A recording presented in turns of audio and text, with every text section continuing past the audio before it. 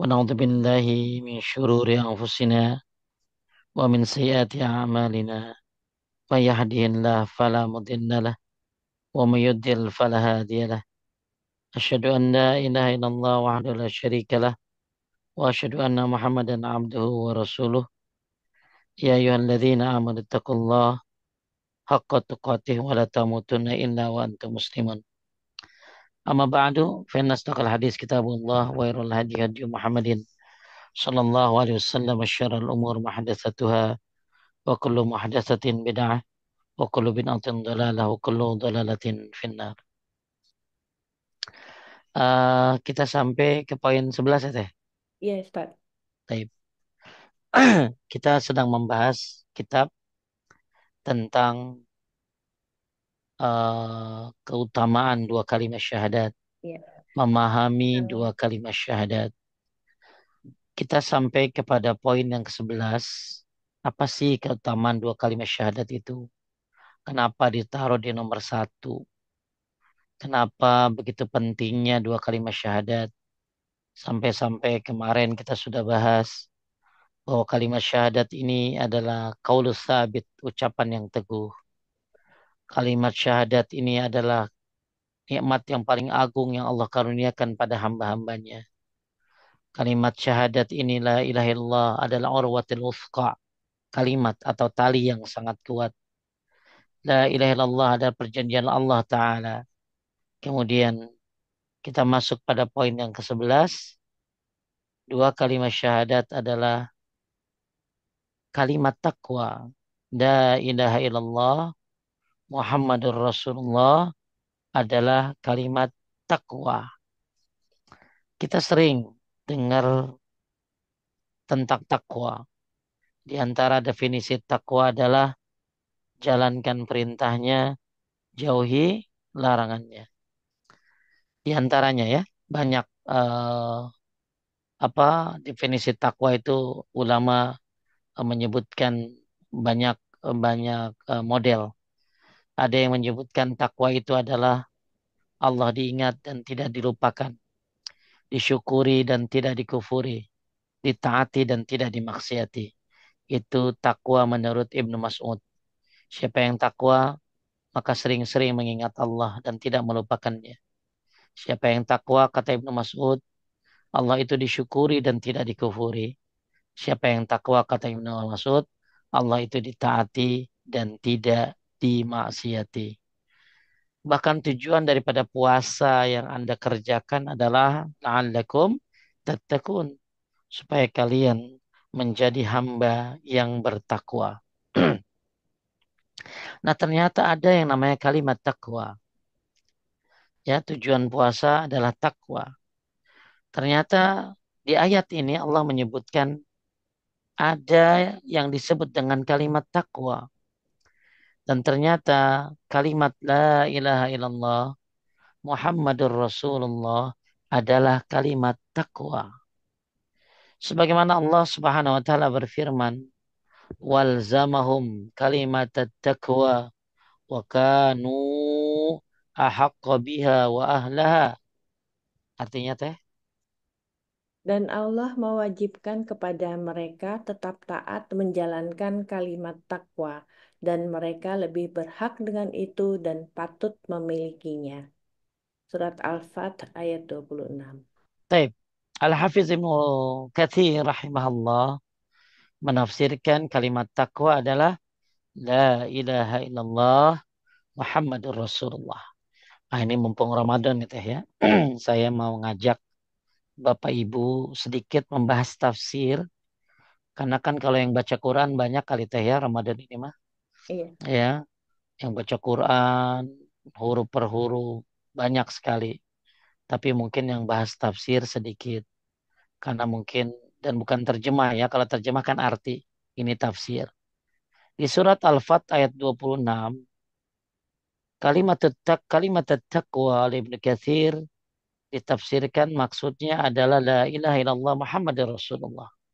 Taib, kita lihat pembahasan para ulama tentang kalimat taqwa. Ini ayat yang komplit ini teh. Al-Fat ayat 26. A'udzu billahi minasyaitonir rajim. إذ جعل الذين كفروا في قلوبهم الحمية حمية الجاهلية حمية الجاهلية حمية الجاهلية فأنزل الله سكينته على رسوله وعلى المؤمنين وألزمهم كلمة التقوى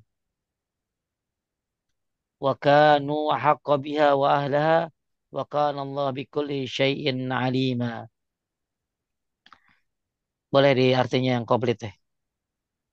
Artinya, ketika orang-orang kafir menanamkan dalam hati mereka kesombongan, yaitu kesombongan jahiliyah, lalu Allah menurunkan ketenangan kepada Rasul-Nya dan kepada orang-orang mukmin, dan Allah mewajibkan kepada mereka kalimat-kalimat takwa, dan adalah mereka berhak dengan kalimat takwa itu dan patut memilikinya. Dan Allah adalah Maha Mengetahui segala sesuatu. Baik,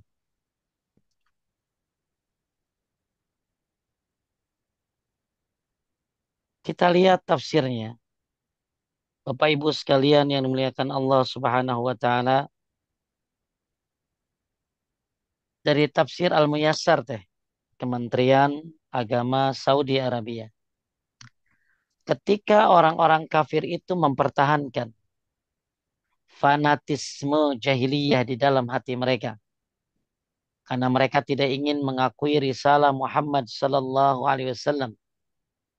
Di antara buktinya adalah penolakan mereka untuk menulis dalam perjanjian Hudaybiyah Bismillahirrahmanirrahim.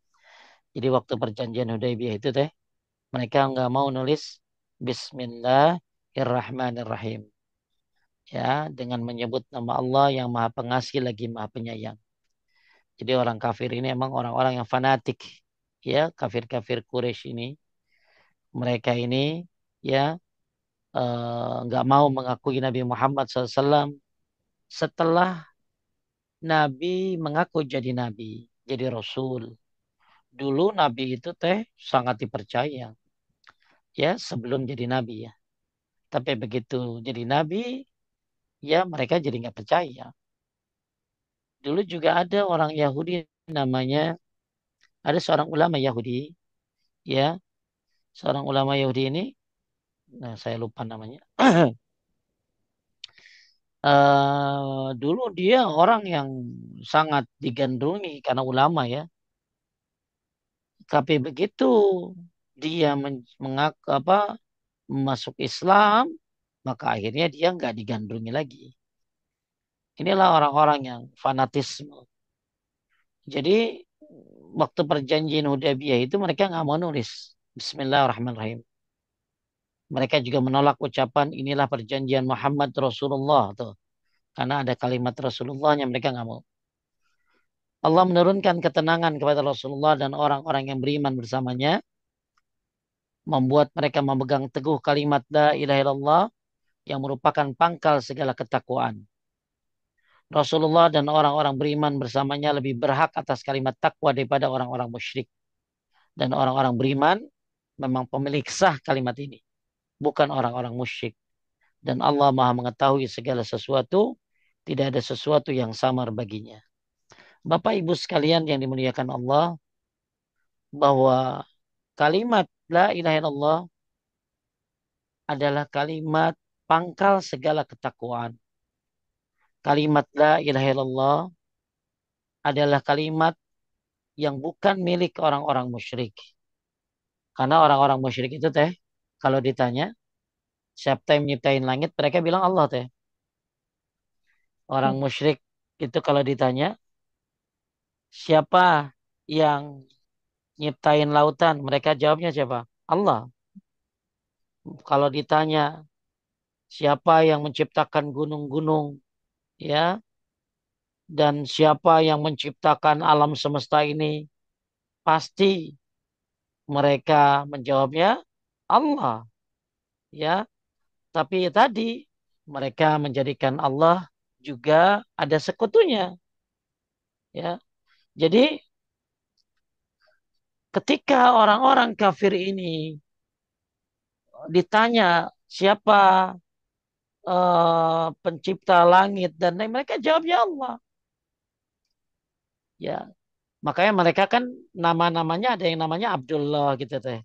Ya, coba kalau kita lihat ya orang-orang musyrik itu ada yang namanya Abdullah. Abdullah kan berarti hamba Allah teh. Tapi mereka tetap menyekutukan Allah. Ya, bahkan mereka mengatakan mana abuduhum illa lirqarribuna ilallahi zulfa.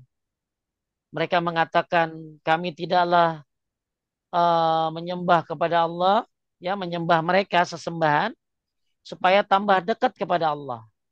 Jadi mereka itu kreatif teh, supaya tambah dekat, supaya tambah. Jadi mereka tuh nyembah selain Allah itu supaya tambah dekat sama Allah gitu loh. Ya, kalau kita kan tambah dekat sama Allah ya hanya Allah yang kita sembah. Kalau mereka enggak, mereka menyembah selain Allah, meminta kepada selain Allah, tujuannya adalah supaya tambah dekat kepada Allah. Jadi mereka mengakui mereka orang yang paling benar.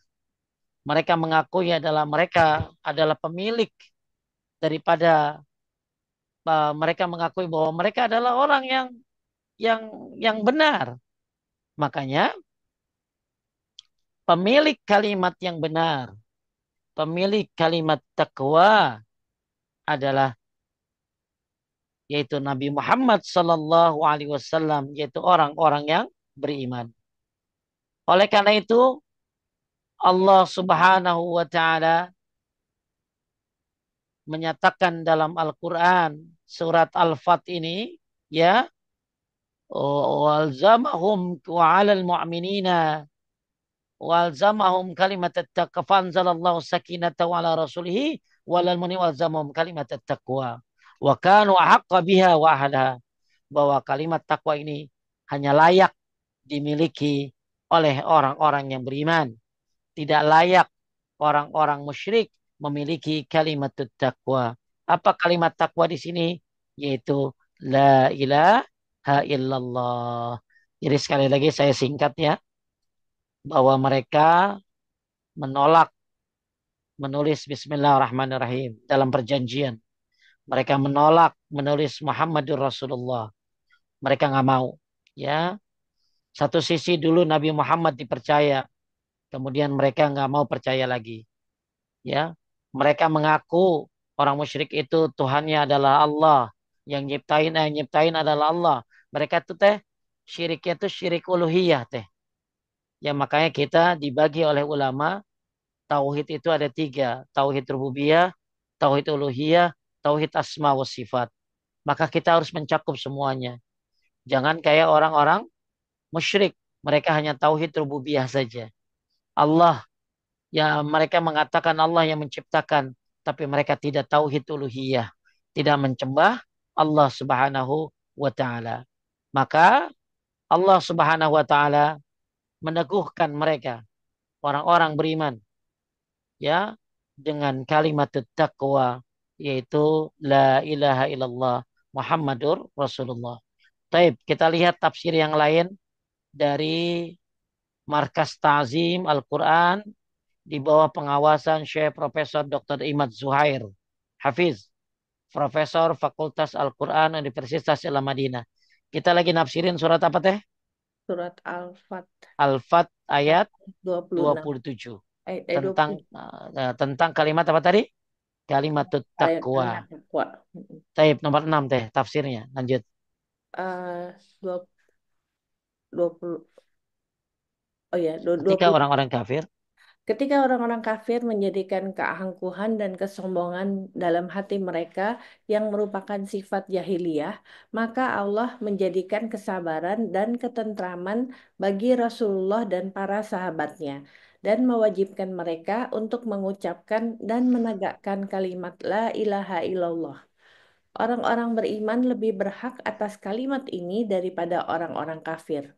Allah Maha Mengetahui segala sesuatu, tidak ada sesuatu di tujuh langit dan bumi yang tersembunyi darinya.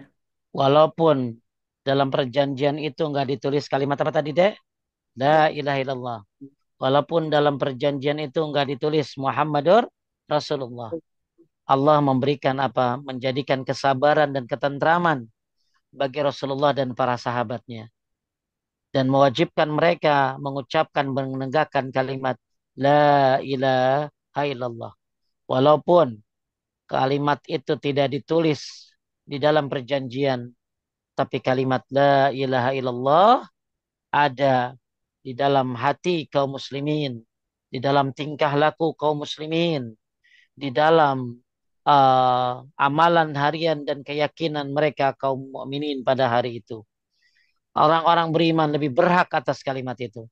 Ya, jadi walaupun inilah teh ya, kan ada nauzubillah ya, masih ada saja tentang pembakaran-pembakaran Quran. Betul teh? Masih ada aja. Masih ada, ya. Masih ada aja. Pertanyaan saya, apakah dengan dibakar Al-Quran, Quran itu akan hilang dari kita? Enggak, Ustaz. Enggak akan. Ya. Ya, enggak akan. Mau dihilangkan oleh mereka, mau dilarang. Al-Quran ada di hati kita. Ya, Al-Quran akan ada di kepala kita hafalan-hafalannya, walaupun sedikit. Al-Quran akan terus dihafal sepanjang masa. Mau dihilangkan kayak apa? Mau dilarang sholat pun tetap nggak akan ada yang ninggalin sholat. Jadi walaupun kalimat la ilaha illallah tidak tercantum dalam perjanjian, ya, walaupun kalimat la ilaha illallah eh, tidak tidak kalimat Rasulullah tidak dicantumkan dalam perjanjian, tapi kaum muslimin tetap sabar, tetap tentram, tetap tenang karena kalimat la ilaha illallah itu bukan milik mereka. Emang nggak pantas mereka ngucapin la ilaha illallah teh. Hmm. Karena mereka menduakan Allah, menzolimi Allah, mensyirikan Allah. Gak pantas mereka nulis la ilaha illallah. Gak pantas mereka nulis Muhammadur Rasulullah. Yang pantas kalimat itu hanya milik orang-orang mukmin. Walaupun kalimat itu tidak tercantum di dalam perjanjian, tapi kalimat la ilaha illallah Muhammadur Rasulullah tercantum, terpatri, bahkan melekat. Nggak akan pernah luntur. Apapun yang terjadi ada di hati kita, di tingkah laku kita, di pikiran kita dan keyakinan kita. Jadi Bapak Ibu sekalian yang muliakan Allah, betapa banyak sekarang hal-hal yang keislaman mencoba, ada orang yang mencoba menghilangkannya, ya, mencoba untuk menghapusnya. Tetap walaupun misalnya teh ya, naudzubillah, ya, semoga tidak terjadi. Tapi nggak tahu apakah ada kejadian di Perancis katanya teh. Ya, larangan berjilbab misalnya. Tetap aja. Oh iya, di Perancis masih, Ustaz, setahu Iya, saya. di Perancis masih ya. Tetap aja. Orang muslim akan berjilbab. Yang muslimah ya. Tetap aja. Walaupun dilarang puasa. Tetap aja kita akan berpuasa. Ya, apalagi waktu itu kan ada ya teh ya. Ada sahabat Nabi yang mau dibunuh. Diancam. Ya, diancam. Diancam eh akan dibunuh kalau nggak menyatakan kafir. Maka akhirnya dia bilang apa teh? Dia kata-katanya ya kata-katanya mungkin dia mengatakan ya berhala Tuhanku. Ya akhirnya itu kan ditanyakan kepada Nabi Sallallahu Alaihi Wasallam. Bagaimana hatimu? Ya dalam riwayat. Mungkin ada teh orang-orang yang dipaksa untuk memurtad, untuk kafir dengan ancaman-ancaman pembunuhan. Tapi kalimat la ilaha illallah Muhammadur Rasulullah akan terus ada di hati kita, di tingkah laku kita. Walaupun mereka berusaha membungkamnya. Jadi Bapak Ibu sekalian menaikkan Allah, walaupun kalimat la ilaha illallah Muhammad Rasulullah tidak dicantumkan di dalam perjanjian Hudaybiyah, tapi kaum muslimin sabar dan tentram. Karena memang kalimat la ilaha illallah Muhammad Rasulullah bukan buat mereka. Mereka nggak berhak nulis, ngucap kalimat tersebut. Yang berhak hanya orang-orang beriman. Mungkin saya coba lebih jauh lagi. Walaupun Al-Quran dicoba, ada orang yang berusaha membakarnya. Waktu berapa lalu saya lihat di Instagram teh, ayat Al-Quran ditaruh daging babi di dalam-dalamnya teh. Kita lihat, Pernah lihat ya, ya Ustaz. iya, Hmm. ya, ya, ya, walaupun, walaupun apa saya lihat, ya walaupun mau diapain, ya kita tetap jaga Al-Quran. Tapi yang menjaga ya bukan kita sebenarnya, Allah Subhanahu wa taala. Ya, Allah yang menjaga Al-Quran. Kita mah tinggal baca, tinggal ngamalin. Mereka mencoba, ada lagi teh, Quran dijadiin keset. Ya, dimasukin tuh Al-Quran di dalam keset-keset. Biar orang injek gitu loh. Apapun Hmm. yang mereka kerjakan, tidak akan membuat Al-Quran itu hilang dari hati kita. Dulu teh, ya, apa Allah Subhanahu wa taala berfirman, ya, wa rafa'na laka dzikrak, dan diangkat penyebutan Nabi Muhammad SAW. Dulu ada orang yang menghina Nabi Muhammad. Naudzubillah. Ya, ada orang yang bikin karikatur Nabi Muhammad. Naudzubillah. Ada orang yang menghina, mencela Nabi Muhammad SAW. Naudzubillah.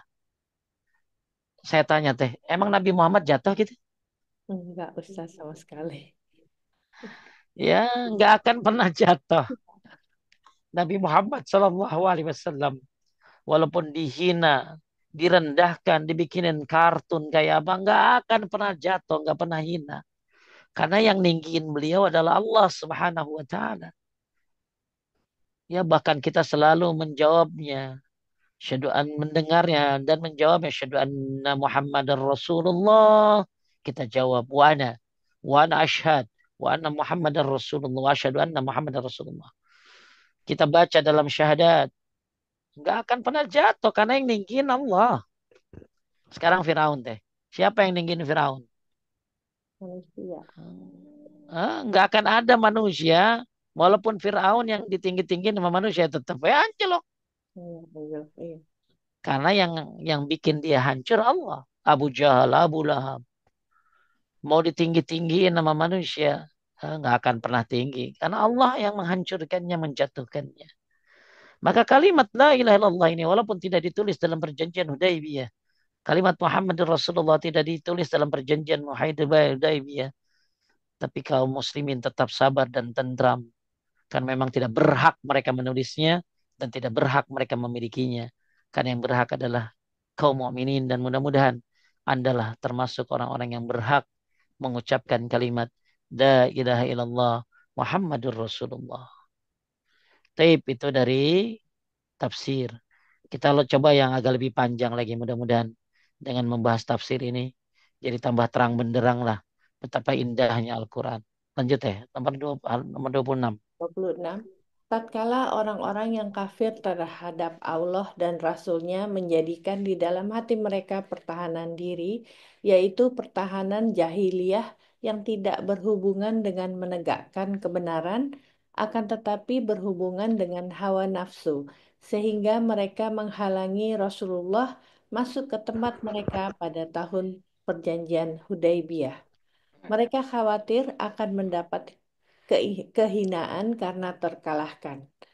Lalu Allah menurunkan ketenangan dari sisinya untuk Rasul-Nya dan menurunkan ketenangan untuk orang-orang yang beriman, sehingga kemarahan mereka tidak menjadikan mereka membalas kaum musyrikin dengan balasan yang semisal Ini dengan teh, mereka. jadi Nabi dihalangi masuk masuk ke kota Mekkah, ya. Nabi dihalangi oleh mereka untuk umrah, ya. Bahkan perjanjian Hudaybiyah ini tadi nggak ditulis la ilaha illallah Muhammad Rasulullah. Ya, mereka kaum muslimin khawatir, ya, akan mendapat kehinaan, ya, merasa kalah gitu teh, karena nggak bisa umrah, ya. Tapi Allah Subhanahu wa taala menurunkan ketenangan kepada kaum mukminin, kepada Rasulnya, orang-orang menurunkan ketenangan pada orang beriman. Sehingga akhirnya orang mukmin tidak membalas apa yang dilakukan oleh orang-orang musyrik tersebut. Karena memang tidak layak mereka menulis kalimat la ilaha illallah. Ya. Ya. Jadi orang mukmin nggak terpancing deh, nggak Hmm. terpancing, nggak terpancing. Makanya waktu itu kan ada orang yang berusaha ngambil satu kitab dari orang-orang kafir, ya, untuk membalas perlakuan mereka bakar Quran. Api sudah dinyalakan deh, ya. Lalu setelah api dinyalakan, maka dimatikan apinya. Saya lupa apinya dimatikan apa dibuang. Dia bilang agamaku melarang melakukan ini. Jadi mereka bakar Quran, kita juga bisa bakar kitab mereka, tapi kita tidak melakukannya, ya. Kita tidak melakukannya. Dan kita tidak hina dengan seperti itu, tidak. Maka Allah Subhanahu wa taala memberikan ketenangan kepada orang-orang beriman, kepada Rasulnya. Sehingga akhirnya dengan tidak ditulis La ilaha illallah Muhammad Rasulullah, tidak boleh masuk untuk umrah. Mereka nggak membalas perlakuan mereka tersebut. Ya, nah ini, masya Allah ya. Kenapa? Karena memang mereka nggak berhak menulis kalimat itu. Mereka memang nggak pantas ngucapin kalimat itu. Ya, lanjut. Oh, tak. Eh, dan Ya Allah Allah. mengharuskan orang-orang yang beriman mengucapkan kalimat kebenaran, yaitu ucapan tiada Tuhan yang berhak disembah selain Allah. Dan untuk melaksanakan hak-hak kalimat ini, maka mereka pun melaksanakannya. Dan orang-orang yang beriman lebih berhak atas kalimat ini dari selain mereka. Dan mereka adalah pemilik yang sebenarnya karena kebaikan yang Allah ketahui di dalam hati mereka. Dan Allah Maha Mengetahui atas segala sesuatu, tidak ada sesuatu pun yang luput darinya. Taib. Ya. eh ya, banyak sekali tafsirnya, tapi intinya ceritanya begitulah. Ya. Bagaimana surat Al-Fat ayat berapa tadi? Ayat Ayat 27. 27. Taib. Kita lanjutkan pembahasan kita bahwa kalimat La ilaha illallah adalah kalimat taqwa. Kalimat La ilaha illallah adalah kalimat yang berhak diucapkan oleh kaum mukminin dan tidak berhak mereka orang-orang kafir, orang musyrik, ya, untuk mengucapkannya. Tapi mudah-mudahan ibu-ibu dengan mengucapkan La ilaha illallah Muhammad Rasulullah ini makin tenang, ya, makin tenang.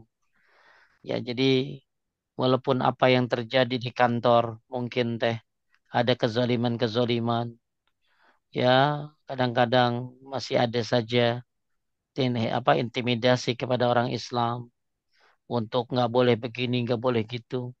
Sholat pun nggak dikasih fasilitas dan lain sebagainya. Tetaplah tenang. Tetaplah ucapkan la ilaha illallah Muhammad Rasulullah. Di Hong Kong ada yang nggak boleh teh? Apa yang nggak boleh? Banyak Ustaz, sholat nggak boleh, puasa nggak Hah? boleh, ada. Ada ya?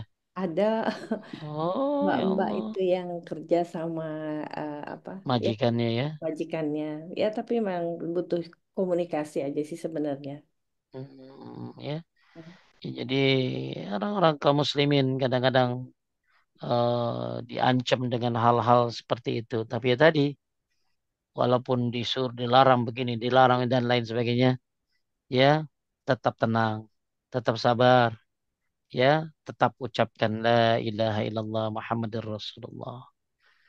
Ya, saya berapa kali kejadian kalau negara ke negara, kalau ke negara Singapura apalagi, ya, suka ini teh suka diperiksa-periksa sampai diwawancara gitu ya.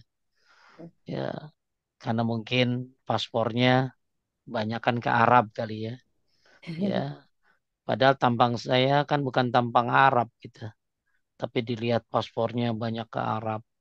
Akhirnya diwawancara dan lain sebagainya. Ya, kita tenang aja ya. Nggak usah kita ini. Ya, maka Anda dimanapun berada, yang berada di luar negeri, ya, di Hong Kong, di mana semuanya, ya, tetap ucapkan la ilaha illallah Muhammad Rasulullah ini dalam hati kita, dalam perbuatan kita. Walaupun ada hal-hal sepertinya mereka menindas atau apa, bersabarlah dan terus ucapkan kalimat ini dan tegakkan kalimat ini. Taib karena ini adalah kalimat takwa.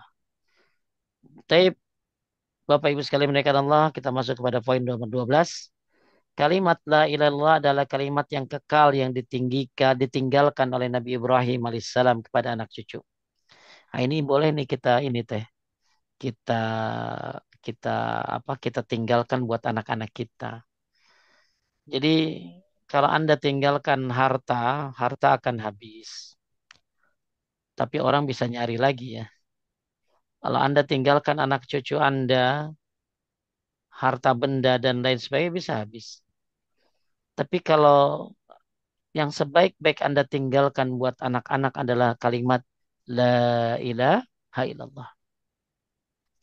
Jadi jangan sampai kita mati, naudzubillah min zalik, anak-anak kita melakukan kesyirikan. Jangan sampai kita mati, turunan-turunan kita melakukan kemusyrikan. Naudzubillah, naudzubillah, semua naudzubillah. Kalau mereka sampai ya ada yang keluar dari Islam, naudzubillah. Kita memohon, berdoa, Rabbi habli minas salihin wa aslih li fi zuriyati. Allahumma hdina wa saddidna. Allahumma inna nas'alukal huda was sadad. Allahumma hdina ya Allah berikan kami petunjuk. Wa saddidna kokohkan petunjuk kami. Allahumma hdina wa saddidna. Allahumma inna nas'alukal huda was sadad.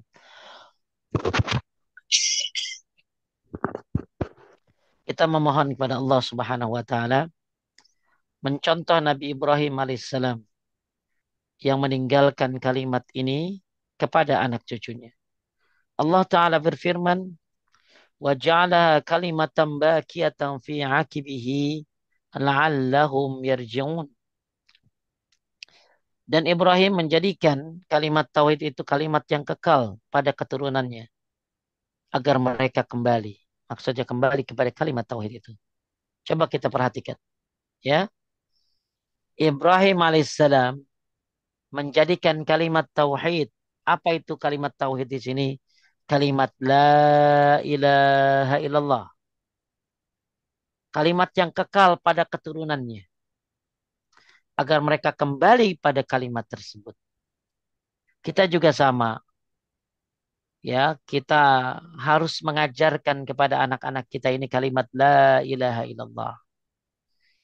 Makanya hal-hal yang dulu kita salah, seperti kesyirikan-kesyirikan, ya jangan diwariskan ke anak. Contoh, pernikahan-pernikahan Kan dulu kita nikah banyak ininya ya.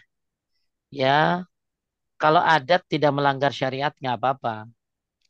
Tapi kalau adat melanggar syariat, apakah harus kita wariskan juga ke anak-anak? Contoh misalnya ya begitu nikahan injek telur. Injek telur kan ada maksudnya Katanya begitu, Ustaz. Saya kurang Iya, tahu. katanya begitu kan? Pasti ada maksudnya kan? Ya, maka anak-anak kita kalau nikah ya jangan begitu atuh. Jangan kita warisin. Ya, misalnya apalagi tarik-tarikan ayam. Kalau nanti yang dapatnya banyak, oh berarti rezekinya banyak. Jangan kita warisin, anak kita nikah jangan sampai begitulah. Nikah yang syar'i dong. Ya, apalagi waktu nikah perempuan laki disandingin, ya kan Iya. Ya, kan belum mahramnya. Maka harusnya yang disandinginnya ya besannya, walinya, bukan calonnya. Calonnya mah di kamar nanti dijemput. Ya, jadi hal-hal yang berbau-bau kesalahan jangan kita wariskan kepada anak-anak kita. Di antara bentuk-bentuk kesalahan-kesalahan kan banyak dalam kehidupan kita. Seperti halnya tadi masalah pernikahan. Teteh melakukan hal itu kenapa Karena disuruh kan sama orang tua. Iya, ada. Orang tua disuruh sama siapa? Sama nenek. Ya, jadi kudu begini. Mau nikah, tanggalnya dulu dicocokin. Harusnya kan tanggalnya nyesuaiin gedung teh sama penghulu. Mm-mm. Iya benar Ustaz. Iya, harus pergi ke orang pinter. Maka anak-anak kita nggak boleh. Ya, semua tanggal baik, semua hari baik, apalagi hari Jumat. Jadi jangan sampai kita mewariskan kepada anak-anak kita hal-hal yang salah dari kita, apalagi masalah-masalah syirikan. Contoh nanti teteh anaknya udah ada yang gede teh, Udah Ustaz? udah nikah. Belum. Ya misalnya nanti anaknya lahiran gitu teh. Ya, ya ketika anaknya lahiran, ya jangan sampai anaknya lahiran itu teh eh apa ari-ari misalnya teh. Oh Ya, iya. ya ari-ari ya biasa aja. Ya dibungkus, dikubur, selesai. Ya, nggak ada bahwa ari-ari ini bisa menyebabkan ini itu. Ari-ari ini harus dikasih lampu, Iya. harus dikasih kaca, harus dikasih pensil biar pinter. Harus ini, harus itu keyakinan terhadap ari-ari. Iya. Maka anak-anak kita nggak boleh. Kita dulu masih melakukannya karena apa ya tadi? Orang tua, tetangga yang nyuruh ngasih masukan-masukan. Jangan sampai warisan-warisan animisme, warisan-warisan kesyirikan diikuti oleh anak-anak.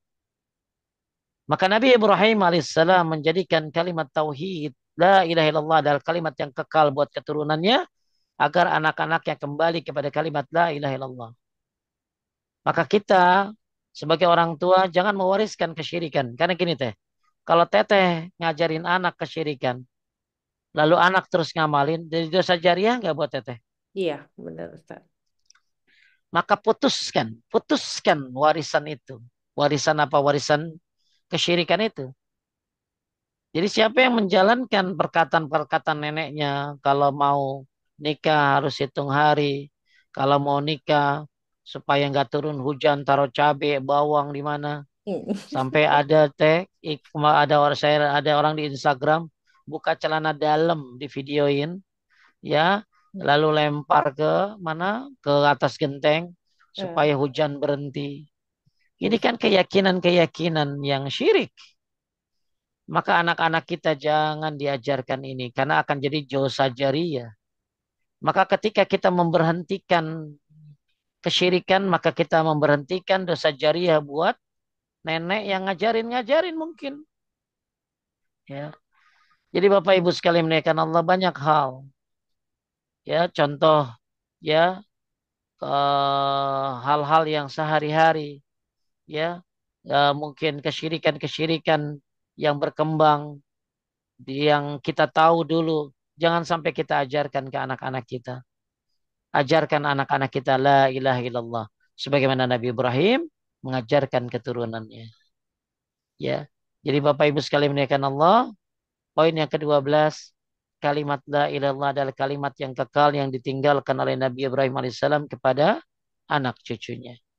Ya, mudah-mudahan anak cucu kita adalah orang-orang yang bertauhid. Makanya keluarga keluarga yang terbaik siapa teh? Keluarga yang terbaik itu adalah keluarga Yusuf teh. Keluarga. Lihat Nabi Yusuf, bapaknya Nabi, betul? Iya. Nabi siapa? Nabi Ayo.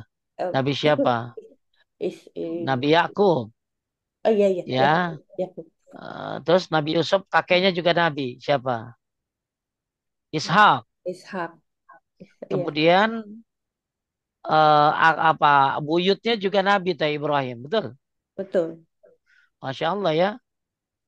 Bapak, anak, bapak, kakek, Buyut, buyut, buyut, buyut. semuanya Nabi. Masya Allah, keren. Ya, maka kita nggak bisa ngerubah ke atas kan teh? Enggak, Apa bisa kita ngerubah ke atas gitu? Nenek-nenek dirubah. Sangat sulit. Ya, kecuali atas izin Allah lah semuanya. Ya, jadi merubah mereka kan sulit karena mereka memang udah begitu dari dulu. Terus kita ngerubah lagi ke atas susah, maka kita rubah ke bawah, betul? Iya. Kita rubah dari diri kita. Kita rubah anak-anak kita. Anak nanti ngerubah cucu kita. Menjadilah orang-orang yang bertauhid sebagaimana keluarga Yusuf alaihissalam. Bapak Ibu, kesyirikan-syirikan yang pernah kau lakukan, jangan sampai anak melakukannya juga. Apalagi kamu yang ngajarin, naudzubillah. Alhamdulillah masalah perbintangan anak-anak kayaknya nggak ada yang tahu ya Teh ya. Kayaknya anak sekarang nggak gitu dah, Ustaz. Enggak, udah hilang gitu ya. Nggak hilang. Jangan sampai kita yang bongkar gitu loh. Ya, kita yang ngasih tahu. Ya, kamu sama deh kayak Mami Peaches gitu loh. Ya, ya Peaches itu begini-begini jangan. Anak-anak sekarang kayaknya logis-logis kali ya. Ya, Nah, udah ya, nggak gitu. nggak ada yang begitu-gitu ya. Masya Allah, mudah-mudahan mereka bisa mengamalkan kalimat la ilaha illallah. Cuman ada juga yang menakutkan untuk anak sekarang kan Teh ya. Ya, yang disebutkan dengan apa ya namanya tuh ya. eh Agama apapun sama begitu Oh ya. iya. Ya, Heeh. nah ini sekuler ya, Sekuler, sekuler ya, sekuler.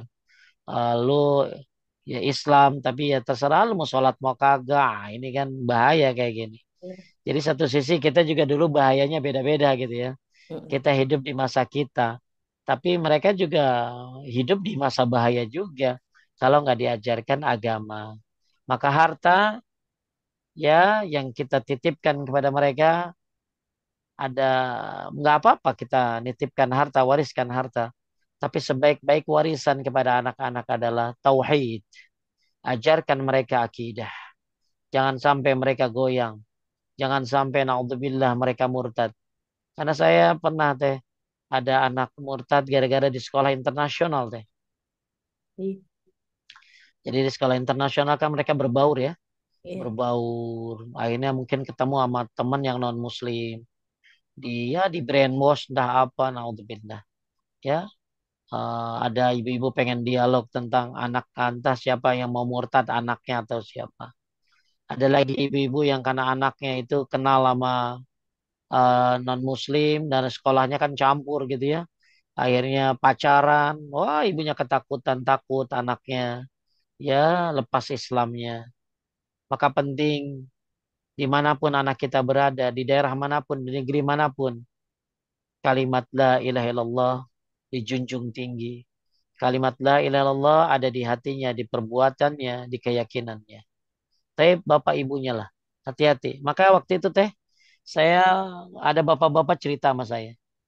Ada orang dari, saya lupa ya, dari Turki atau dari mana, dari Qatar atau dari mana. Ketemu dia berapa tahun di Belanda teh.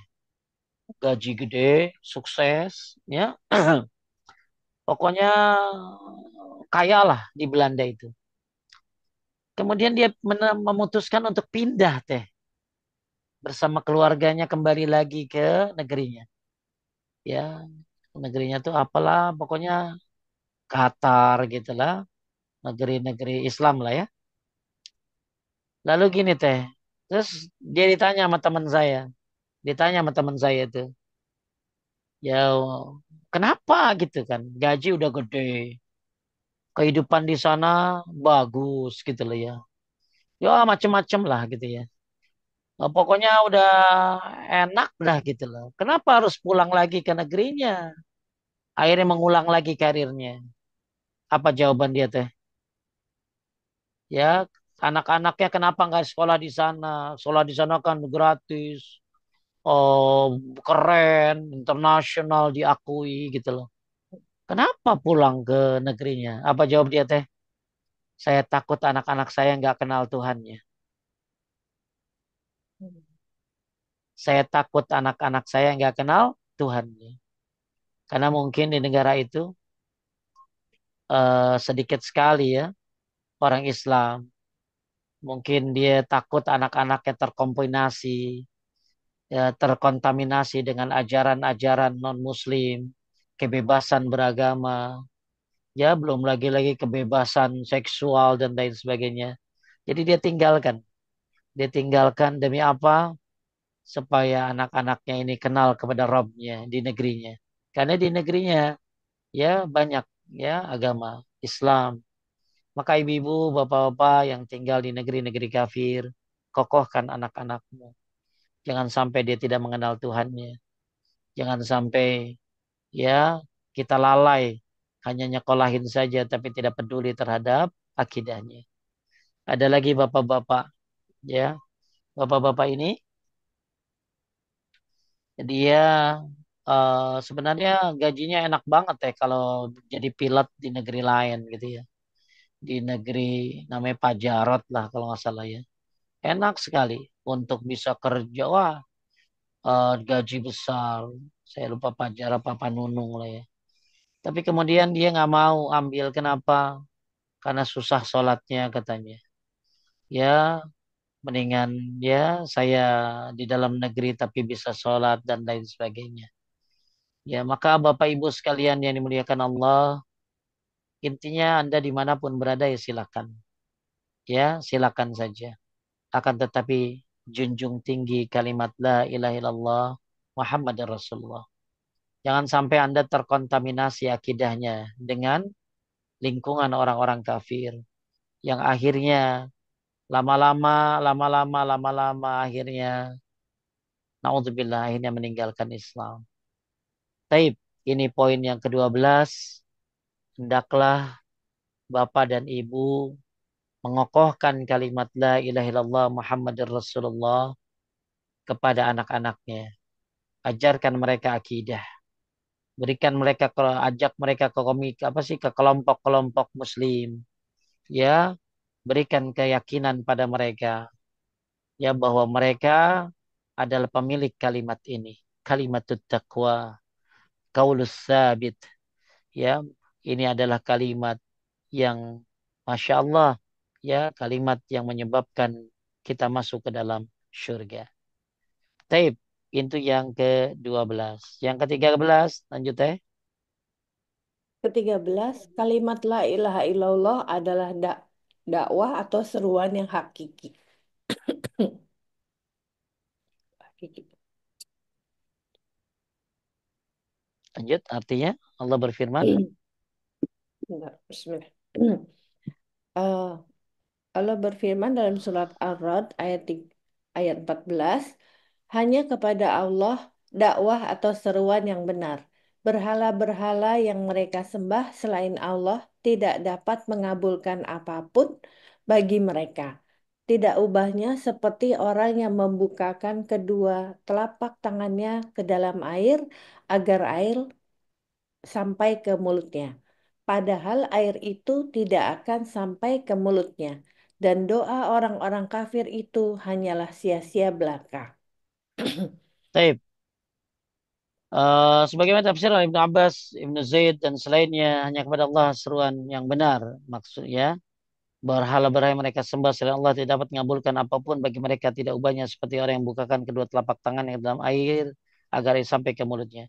Pada itu tidak akan sampai ke mulutnya dan doa orang-orang kafir itu hanyalah sia-sia belaka. Bapak Ibu sekalian memuliakan Allah bahwa kalimat la ilaha adalah kalimat dakwah, seruan yang hak. Di sini ada kalimat hanya kepada Allah, dakwah yang benar. Di sini lahu da'watul haq. Apa yang disebut da'watul haq? Da'watul haq adalah kalimat la ilaha illallah. Jadi bahasa simpelnya begini deh. Kalimat la ilaha illallah adalah kalimat dakwah yang hak. Ya, jadi saya ulangi. Secara simpelnya kalimat la ilaha illallah adalah kalimat dakwah yang hak. Kalimat la ilaha illallah adalah kalimat dakwah yang hak. Maka hendaklah kita atau saya khususnya dan para asatizah lainnya dan Bapak Ibu yang punya kemampuan untuk terus mendakwahkan kalimat dakwah yang hak ini. Jadi dakwah yang hak ini adalah la ilaha illallah. Bahwa kalimat la ilallah adalah dakwah yang hak. Dakwah yang harus disebarkan. Ya, dakwah yang harus terus digaung-gaungkan di daerah manapun, di negara manapun. Alhamdulillah, sekarang banyak sekali ya di Jepang ya teh ya.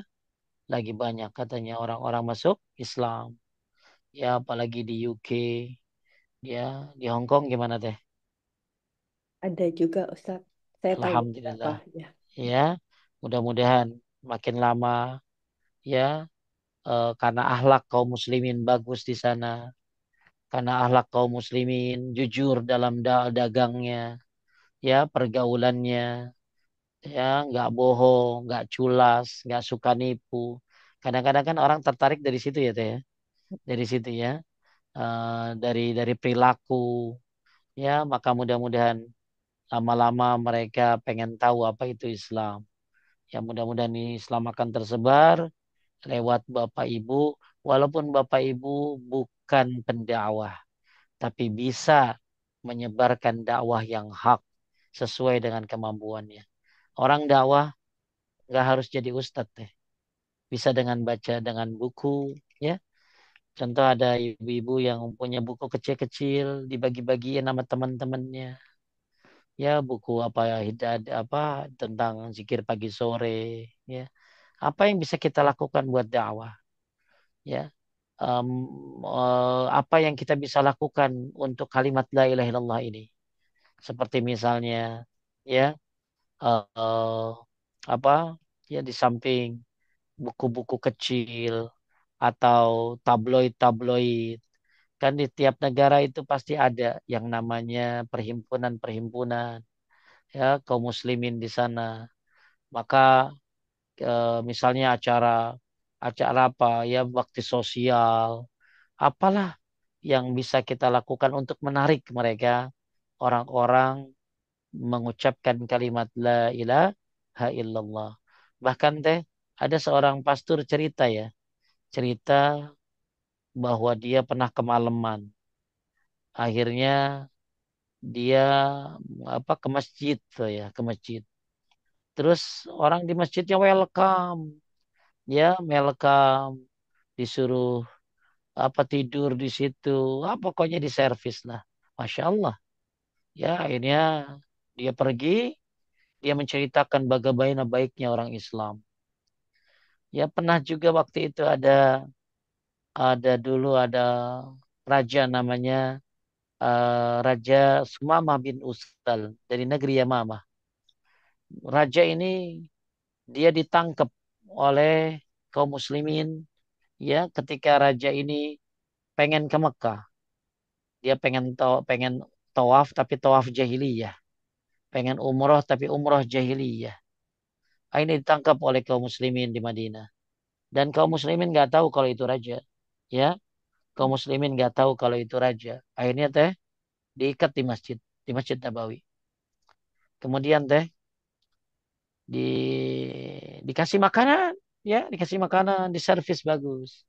Tapi dia tetap nantang. Saya raja. Ya, pokoknya bahasanya malu mau apa lu? Hmm. Mau minta tebusan, mau apa namanya juga raja. Hari kedua ya dikasih makanan lagi. Diajak masuk Islam gak mau. Hari ketiga dikasih makanan lagi. Ya diajak masuk Islam gak mau terus dilepasin deh. Ya dilepasin. Akhirnya teh setelah dilepasin dia lari. Dia lari ke kebun. Datang dalam keadaan sudah mandi teh. Lalu dia bilang. Asyhadu an la ilaha illallah. Wa asyhadu anna Muhammadar Rasulullah. Masya Allah. Ya, dia melihat orang Islam yang baik, yang menservis mereka dengan baik, walaupun tahanan. Kan kejadian juga ya teh ya di Palestina ya teh, Iya, iya ya Ustaz. di Palestina bahwa orang-orang Palestina kan di di penjaranya ya Allah kasihan banget nggak dikasih makan sampai-sampai dizolimi luar biasa. Tapi lihat kaum muslimin melakukan apa apa apa memperlakukan tahanan ya dengan sampai-sampai ada yang nyium palanya ya itu ya. Ya, ada yang nyium kepala orang Palestina tersebut. Karena ternyata mau perempuan, mau laki diperlakukan dengan baik. Ya, nah inilah dakwah la ilaha illallah adalah dakwah yang hak. Siapapun bisa mendakwahkannya dengan cara yang Anda bisa. Di bisnis, siapa yang bisnis, bisnis saja yang jujur. Jangan sampai zolim, jangan sampai nipu. Ya, dulu ada orang yang dengan bisnis akhirnya dia jadi tertarik karena lawan bisnisnya baik. Ya, siapa apa profesi Anda? Ya, maka jadilah orang Islam yang baik.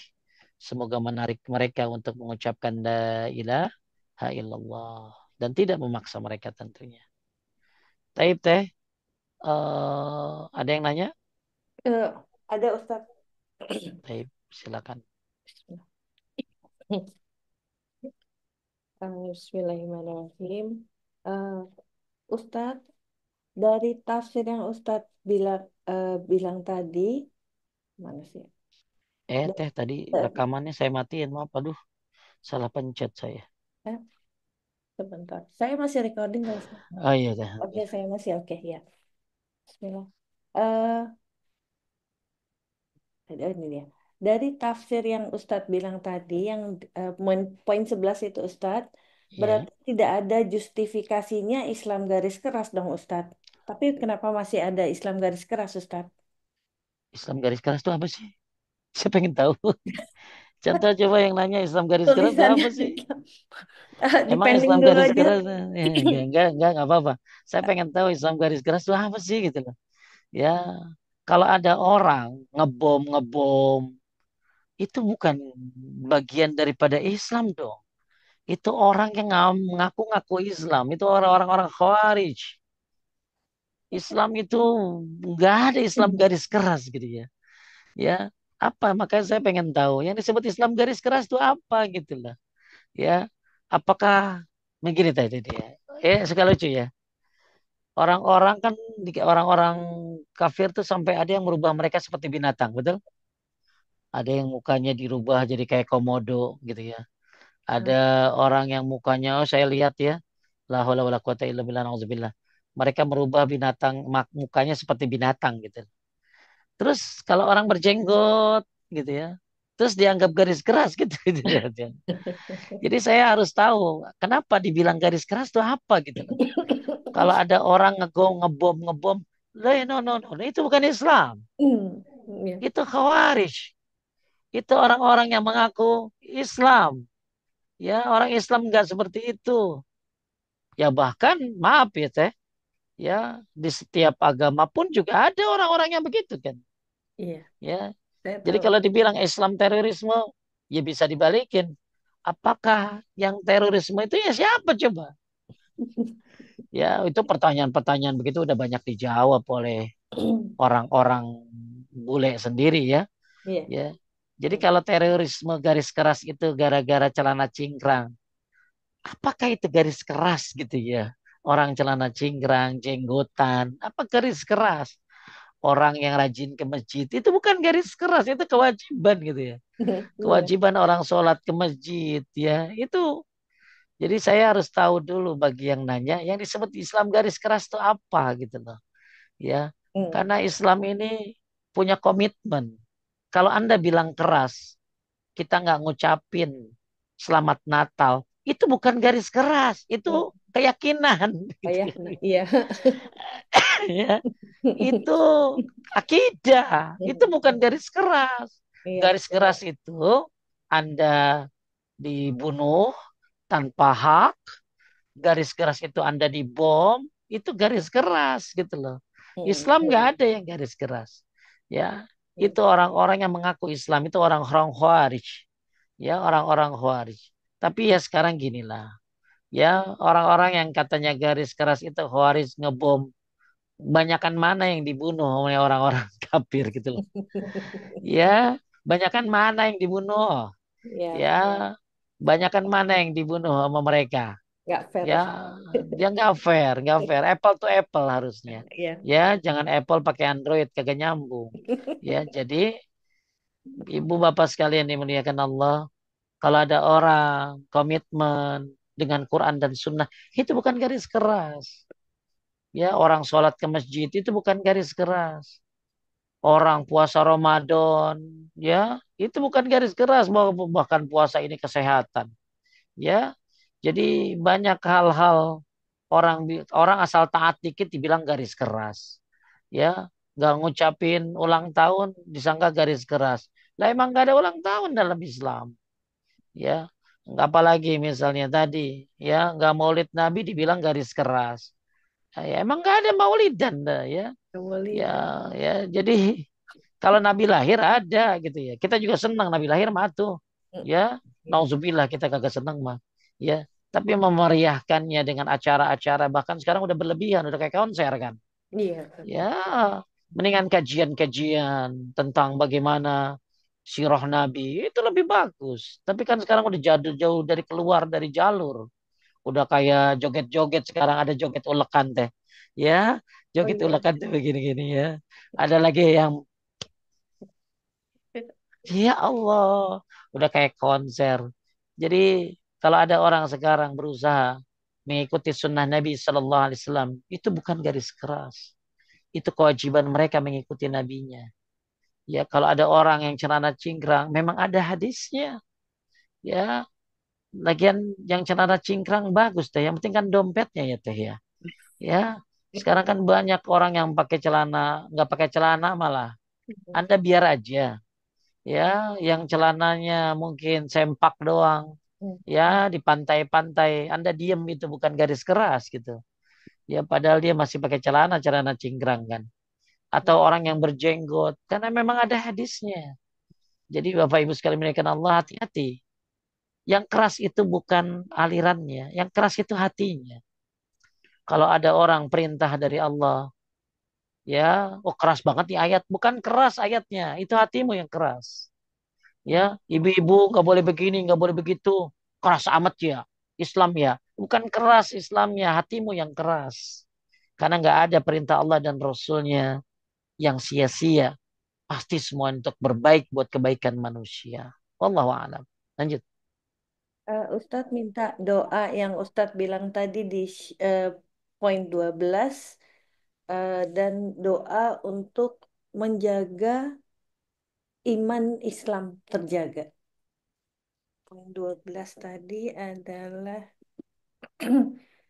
Tapi nanti saya cari ya. Saya eh, kasih teteh kalau ada ya. Lanjut. ada kalimat yang kekal itu oh iya. Oke. Kemudian eh, Ustadz, kita percaya pada Allah tapi juga takut atau percaya pada dunia gaib seperti hantu, kuntilanak dan sebagainya. Apakah ini termasuk syirik dan bagaimana mensikapi hal-hal seperti ini? Jadi gini, takut itu ada takut yang harus. Takut kepada Allah, takut ancaman Allah, takut azabnya, takut nerakanya, takutnya masuk surga. Itu takut yang harus ya, harus. Takut durhaka sama orang tua, ya. Takut murtad, takut, pokoknya ketakutan-ketakutan yang berhubungan dengan agama, maka itu takut yang boleh. Ya, kemudian ada takut yang manusiawi teh, seperti takut binatang buas, takut api, takut penyakit itu suatu hal yang manusiawi. Jadi nggak boleh orang apa naik ada banyak buaya ya, bu ada buaya. Nggak boleh takut sama buaya, takut sama Allah. Ini takut yang salah gitu ya. Itu takut manusiawi boleh. Ada lagi takut yang tidak wajar teh. Takut kepada setan, takut kepada hantu, itu takut yang tidak wajar. Justru mulai malah sekarang mereka takut sama kita gitu ya, Teh ya. Ya, karena ada manusia-manusia yang udah lebih daripada setan kali gitu loh. Ya kan Iya. ada manusia yang korupsi sampai 1 kuadriliun gitu loh. 1 kuadriliun 1.000 triliun deh. Itu kalau beli beli mecin ya satu dunia terpapar itu. Ya. Jadi katanya kalau Firaun aja ketemu salaman sama dia gitu loh. Iya benar. Luar biasa ada Iya. manusia-manusia yang jahat ya.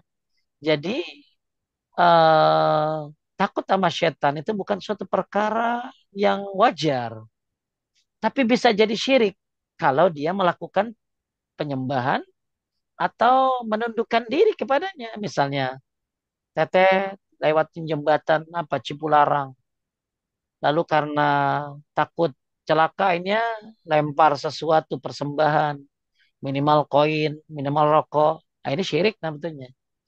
Jadi takut yang wajar bisa naik levelnya kepada takut yang kesyirikan. Takut yang tidak wajar jadi takut yang jadi syirik. Jadi ada empat. Takut yang harus, takut yang manusiawi, takut yang tidak wajar, kemudian takut yang syirik. Takut yang syirik diantara adalah dia ketika ketakutan yang tidak wajar ini akhirnya dia melakukan apa ritual-ritual, pesugihan-pesugihan, ya. Kita takut gunung meletus, boleh dong deh. Iya. Boleh, tapi akhirnya supaya nggak meletus lakukan ritual-ritual, akhirnya jadi syirik. Hmm. Jadi ketakutan-ketakutan nomor dua, nomor tiga ini bisa berbuah kesyirikan. Kalau dia melakukan penyembahan-penyembahan ritual-ritual yang tidak syariah.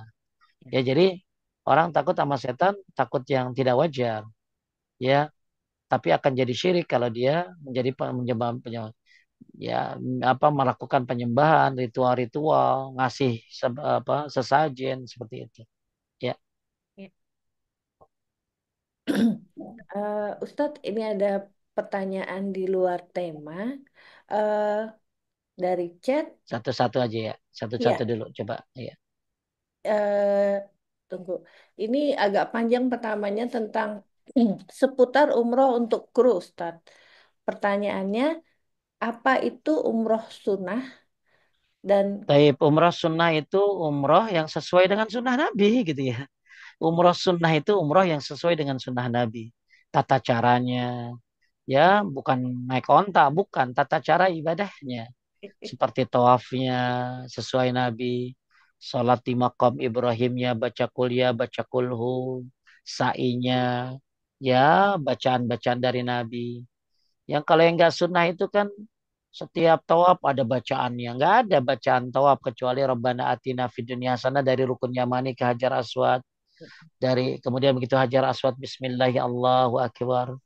Ya, jadi bagus ibu-ibu yang pengen tahu tentang umroh yang sesuai sunnah, ya beli buku atau bukalah situs rumaiso.com. Di situ banyak tentang umroh sebenarnya ya. Rumaiso.com. Banyak orang hijrah dan mengaku sudah hijrah. Tapi sebenarnya hijrahnya baru hijrah dari apa yang dilarang oleh Allah. Seperti dia tidak berhijab, dari berhijab. Bagus ya. Tapi hendaklah meningkatkan diri. Untuk apa? Bagaimana hijab yang sesuai dengan syariat. Jadi bukan hanya dia pakai hijab doang. Tapi pakaiannya ketat, ya tipis. Jadi kalau hijrah, ya lanjutkan hijrahmu dengan hijrah yang sesuai syariat. Nah, seperti umroh sunnah tadi. Kalau laki-laki iddiba, ya iddiba itu pakaiannya diselempangin, ya. Tapi sa'i ditutup, ya. Jadi umroh sunnah itu adalah dia melakukan ibadah-ibadah umroh sesuai dengan bacaan, tingkah lakunya, gerakannya yang dilakukan oleh Nabi Sallallahu Alaihi Wasallam. Ketika sa'i dia berdoa mengangkat tangan. Dia berdoa la ilallah wa syarika lahu mulku syai'un qadir. La ilallah wahdah anjaza wa'ada wa nasar 'abda wa zabal 'adzaba wahdah. Lalu dia doa bebas. Umrah yang sunnah itu dia botak. Ya, bukan dicukur sedikit sekali kecuali perempuan. Lanjut. Kedua. kedua, kita sebagai kru, apakah umrohnya termasuk umroh sunnah, Ustadz, yang sewaktu-waktu bisa kami kerjakan, sehingga sebagian dari kami beranggapan mikotnya di Tanim saja cukup. Mikot orang Indonesia itu. Jadi gini dah. Mau kru ke, mau pilot ke, mau siapapun ke, berhak melaksanakan umroh. Umroh yang sesuai sunnah. Ya, jadi umroh mau apa? Dia mau di Jeddah, mau ke Jeddah misalnya, ya krunya. Kemudian tadinya dia kan cuman niatnya cuman mau nganterin jamaah doang ke Jeddah gitu ya. Lalu dia tugas lagi. Tiba-tiba ada kesempatan umroh, maka dia mikotnya dari Jeddah. Ya, mikotnya dari Jeddah. Bukan di Tanim, ya bukan di Tanim. Tanim itu mikotnya penduduk-penduduk Mekah. Kalau orang-orang yang dari Indonesia mikotnya di atas di Konul Manazil, di Yalamlam, ya. Kalau yang ke Madinah ya berarti di Bir Ali. Jadi kalau orang mau umroh, dia misalnya dia kru pilot, dia nganterin jamaah kan. Begitu di Jeddah, ternyata ada kesempatan bisa nih 2 hari kita istirahat, bisa umroh. Ya udah, Anda umroh deh tuh dari Jeddah niatnya di situ. Ya karena dia ke situ kan memang tujuannya untuk bisnis, untuk nganterin jamaah karena pekerjaan. Maka dari Jeddah dia, bukan dari Tanim. Tanim itu umrohnya itu mikotnya penduduk Mekah. Ya, lanjut. Hmm. Jika salah satu dari kami sedang berhalangan, atau bolehkah ikut rombongan mengikuti tawaf dan syai Ya dari nggak boleh tawaf dan sa'i. Buat orang head mah nggak boleh. Daripada bengong, nggak boleh. Ya kan ada berapa teh coba yang nggak boleh buat orang head. Jima, tawaf, sholat, ya. Kemudian satu lagi adalah apa ya? Kok lupa? Puasa. Jadi kalau Ustadz saya boleh nggak daripada bengong di kamar saya tawaf? Nggak boleh. Tawaf itu sholat. Ya nggak boleh orang head tawaf. Karena yang nggak boleh buat orang haid itu adalah tawaf, sholat, puasa, jima. Jima itu hubungan suami istri. Jadi kalau Anda jangan gini, jangan daripada bengong Pak Ustadz, daripada bengong mendingan zikir gitu ya. Daripada bengong baca Quran masih boleh, apalagi yang ada terjemahannya, ya ada tafsirnya. Daripada bengong mendingan banyak bacain la ilaha illallah yang banyak. Daripada bengong, ya mendingan talbiyah, labbaik Allahumma labbaik kalau memang dia niat umrah. Jadi jangan daripada bengong, akhirnya saya tawaf Pak Ustadz. Daripada bengong, akhirnya saya sholat Pak Ustadz. Yang nggak boleh, itu dosa malah. Ya, lanjut. Eh, jika saya mau ambil niat mikot di pesawat bareng penumpang, bolehkah mengerjakan umrohnya di keesokan harinya?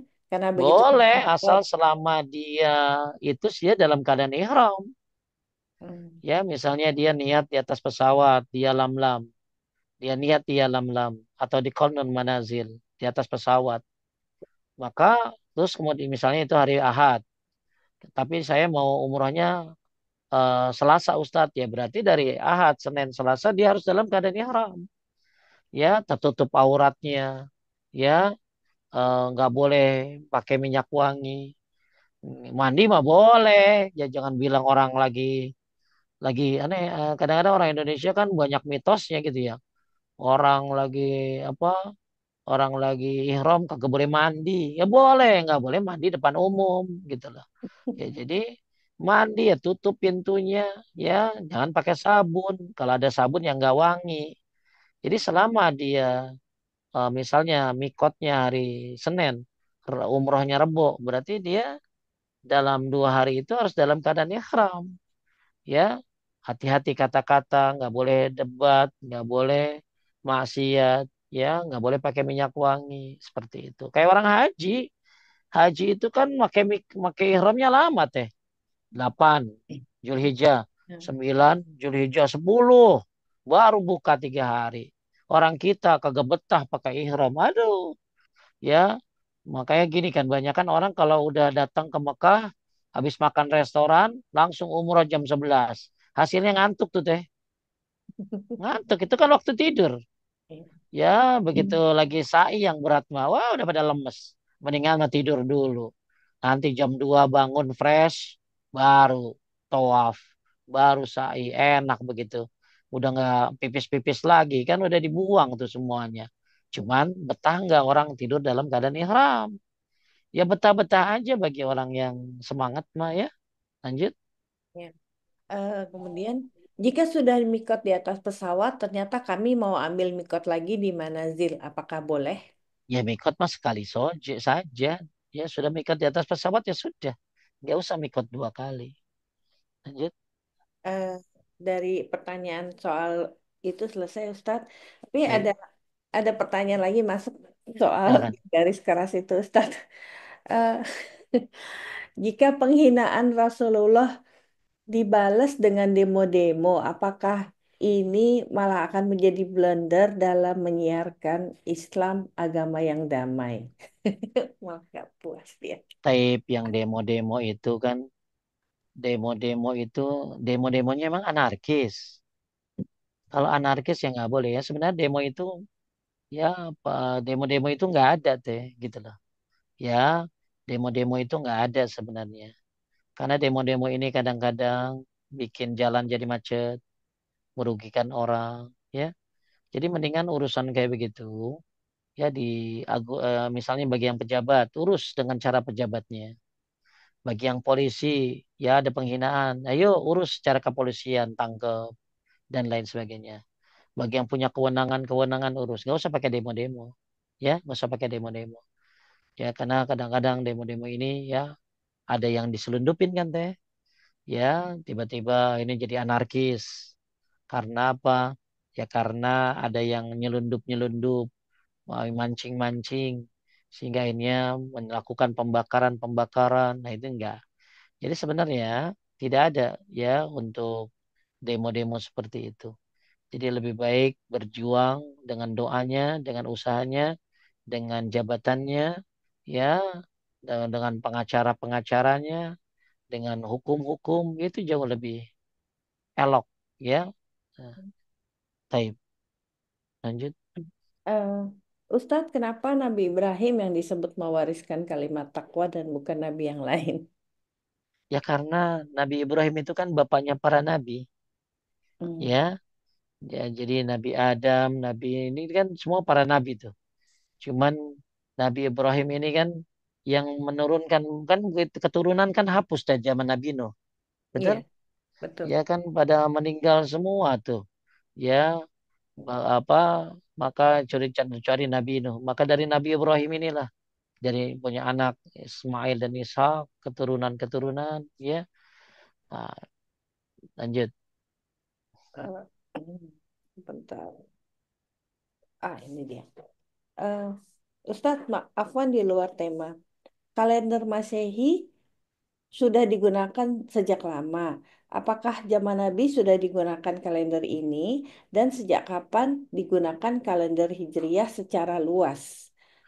Dan apakah Tahu tanggal-tanggal penting dalam Islam kemudian dikonvert ke kalender Hijriyah? jadi gini ya. Kalau bagus kan sekarang udah mulai diamalkan ya sama kaum muslimin ya. Ya, Jadi kadang-kadang tanggal hijrah itu diutamakan, tapi tanggal Masehi itu di belakangnya. Ya, kadang-kadang orang masih bingung kan dengan tanggal-tanggal hijriah teh. Makanya kan iklan-iklan kan di kajian-kajian sudah mulai. Sekarang 3 Ramadan, betul kan teh? iya, Ustaz. Tahun berapa? Empat puluh 46 1446 Hijriah. Hijriah. Ya, bertepatan dengan tanggal berapa sekarang nih? Eh, Sama tanggal 3 3 Maret. Maret juga ya, sama ya Heeh. gampang. 3 Maret 2025 ya. Jadi tanggal Memasehi mungkin udah duluan. Tanggal Hijriah ini setahu saya dulu sudah di awal saya kurang kurang, harus butuh literatur lagi. Tapi seingat saya itu kan di zamannya Umar bin Khattab radhiyallahu anhu ya. Itu di zamannya Umar bin Khattab. Jadi sekarang tinggal pengaplikasiannya saja. Ya, jadi paling gampang sih teh kalau sesuai tanggalnya mah ya, enak ya. Iya. Sekarang 3 Ramadan bertepatan dengan 3 Maret gitu ya. Enak tuh ya. Tapi kadang-kadang suka beda, berubah. Jadi intinya kita gunakan tanggal-tanggal Hijriah di depan lebih utama teh di awal ya. Di awal baru tanggal Masehi untuk memudahkan orang saja. Wallahu a'lam. Lanjut. Yang itu Ustaz, dan apakah tanggal-tanggal penting dalam Islam itu kemudian dikonvert yang sebelum Apa? Contohnya tanggal penting itu apa? Cuman ada hari raya Idul Fitri sama Idul Adha doang kan? Iya kan? oh, oh, ini deh Ustadz, apa namanya, nuzulul Quran gitu ya kayak Nggak gitu. ada, nggak ada, nggak ada. Nggak ada ya. Nuzulul Quran itu kan malam Lailatul Qadar, berarti 10 hari terakhir. Ya, kalau 17 Ramadan Nuzulul Quran itu pendapat, ya pendapat. Tapi kan sudah jelas firman Allah, ya apa bahwa inna anzalnahu fi lailatul qadar. Kami Iya, menurunkannya pada malam qadar. Malam qadar itu kapan? Malam Lailatul Qadar itu. Ya kan 10 hari terakhir. terakhir ya. Ya, cuman kan yang berkembang 17 Ramadan itu kan pendapat. Ya, pendapat kemudian jadi sebuah tanggalan jadinya kan gitu ya. Ya, Gitu. jadi Sebenarnya malam Lailatul Qadar kan 10 hari terakhir gitu.